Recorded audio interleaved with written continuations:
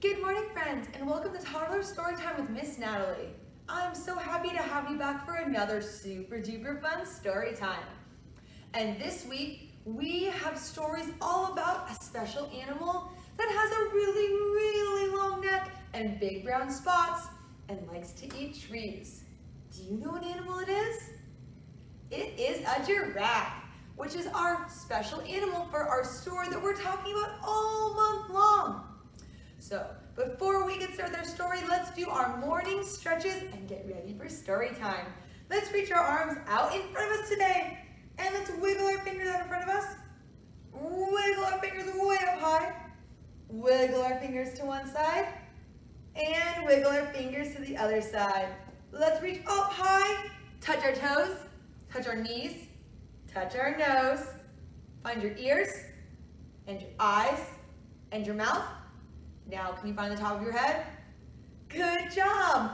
Now, let's give ourselves a big hug. That feels so nice. Now, let's clap 3 times. 1, 2, 3, and clap our hands into our laps and get ready for our first story.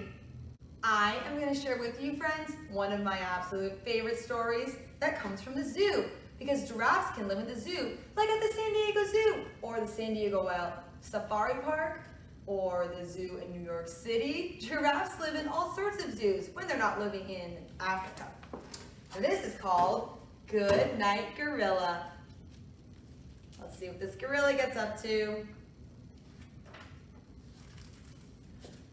Good night, gorilla. That gorilla's taking his keys.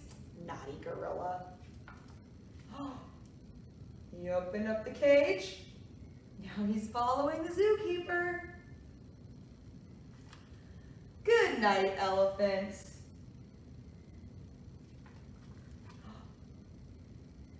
It looks like the monkey let the elephants out. Good night, lion.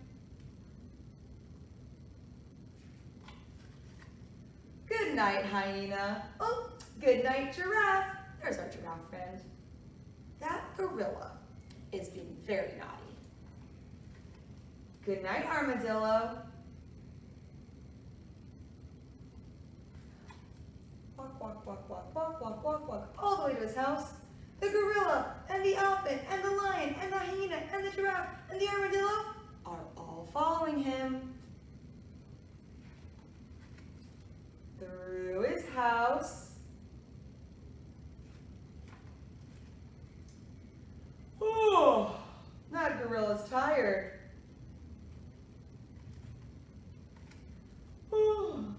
Good night, dear. Good night, good night, good night, good night, good night, good night, good night. Wait a minute. What in the world are you doing here, gorilla? Walk back to the zoo. Good night, zoo. That gorilla wants you to be quiet. Don't tell the zookeeper's wife. Oh, good night, dear. Good night. Do you see the gorilla butt? That gorilla's crawling back into bed. Good night, gorilla. Sneaky gorilla and his little mouse friends. And that is the end of our story with a very naughty gorilla who has a giraffe friend. I hope you like that story as much as I do. Friends, let's sing a song about giraffes, and we're going to learn a little bit more about them in the song. Are you ready? Let's count to 5. 1, 2, 3, 4, and 5. The yellow giraffe is as tall as can be. His lunch is a bunch of leaves off a tree. He's got a long neck and long legs too, and he can run faster than his friends at the zoo. The yellow giraffe is tall as can be. His lunch is a bunch of leaves on a tree. Did you know that giraffes eat leaves off the tops of the trees? Because they're so tall, they can reach way up to the tops of the trees, just like the trees out here. Friends, do you like to dance? Well, did you know that sometimes giraffes don't? And in this book called Giraffes Can't Dance, we're gonna find out what happens when a giraffe isn't very good at dancing. Gerald was a tall giraffe whose neck was long and slim, but his knees were awfully crooked and his legs were rather thin. He was very good at standing still and munching shoots off trees, but when he tried to run around, he buckled at the knees. Now, every year in Africa, they hold the jungle dance, where every single animal turns up to skip and prance. And this year when the day arrived, poor Gerald felt so sad, because when it came to dancing, he was really very bad. The warthogs started waltzing and the rhinos rock and rolled. The lions danced a tango that was elegant and bold. The chimps all did a cha-cha with a very Latin feel, and 8 baboons then teamed up for a splendid Scottish reel. Gerald swallowed bravely as he walked toward the floor, but the lions saw him coming and they soon began to roar. "Hey, look at clumsy Gerald," all the animals sneered. "Giraffes can't dance, you silly fool. Oh, Gerald, you're so weird." "That's not very nice, is it?" "It's not." Gerald simply froze up. He was rooted to the spot. "They're right," he thought. "I'm useless. Oh, I feel like such a clot." So he crept off from the dance floor and he started walking home. He'd never felt so sad before, so sad and so alone. Then he found a little clearing and he looked up at the sky. "The moon can be so beautiful," he whispered with a sigh. "Excuse me," coughed a cricket who'd seen Gerald earlier on, "but sometimes when you're different, you just need a different song." "Oh, listen to the swaying grass and listen to the trees. To me, the sweetest music is those branches in the breeze." So imagine that the lovely room is playing just for you. Everything makes music if you really want it to. With that, the cricket smiled and he picked up his violin. Then Gerald felt his body do the most amazing thing. His hooves had started shuffling, making circles on the ground. His neck was gently swaying and his tail was swishing round.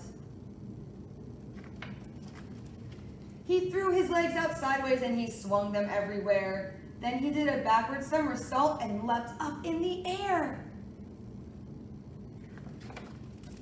Gerald felt so wonderful, his mouth was open wide.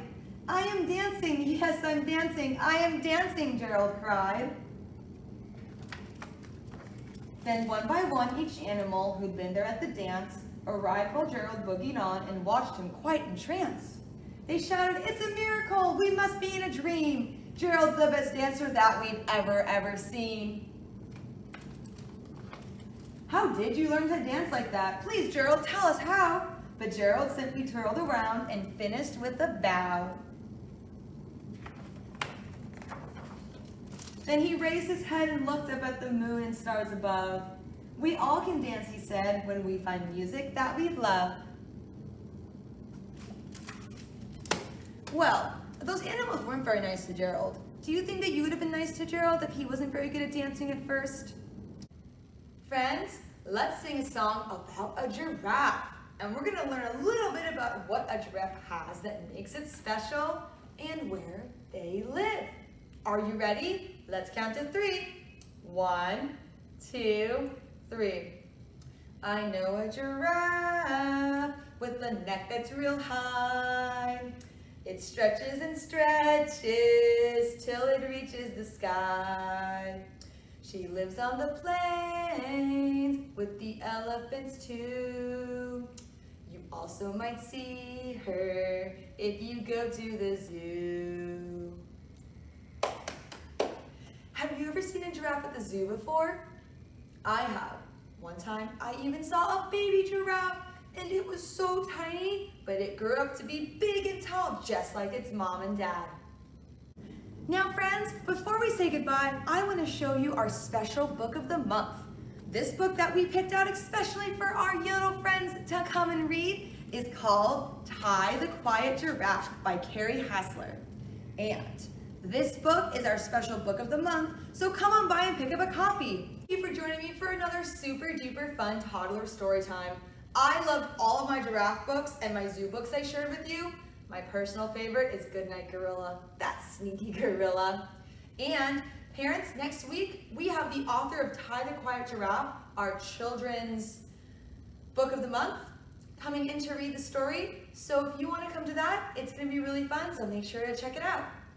All right, friends, let's say goodbye together. On the count of 3, let's give a wave and say goodbye. Ready? 1, 2, 3. Bye!